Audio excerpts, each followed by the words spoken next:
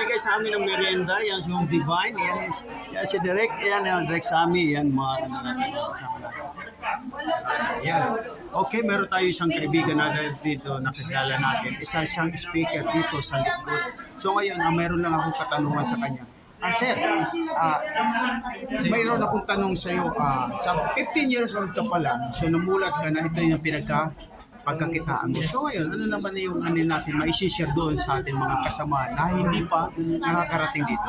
Ayun po, no? So, ma-share ko lang po sa inyo, maging optimistic person lang po tayo dito. No? So, dapat sa araw-araw maging optimistic lang tayo.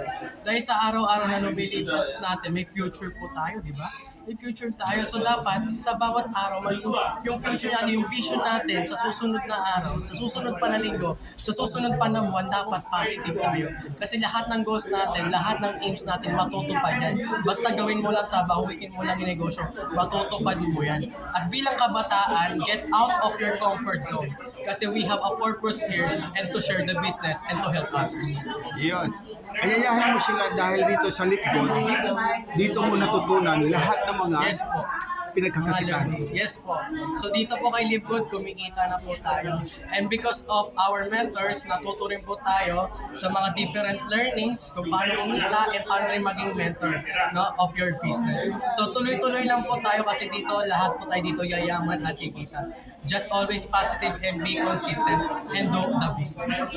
Ayan. So, ngayon, maraming salamat sa ito si ano pa? Yung Coach Ian. So, Coach Ian, ito napakabata, namulat na siya. Kumbaga, nung mulasan, maliit pa siya, 10 years old, 10 years old. nagni-network na siya.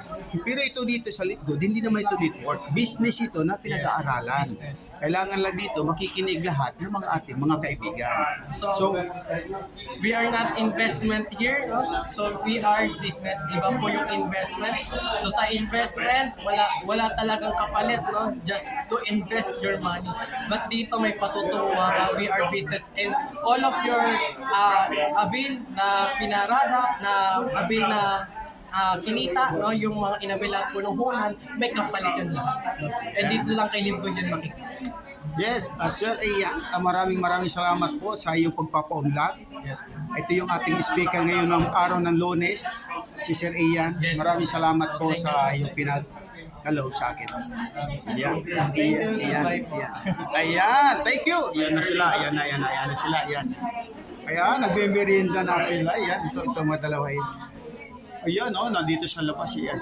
Yung aming doktor, ayan na namin natito yung mga kasama namin. Marami kami ngayon. Ayan. Okay, maraming salamat po. Bye-bye. Yes.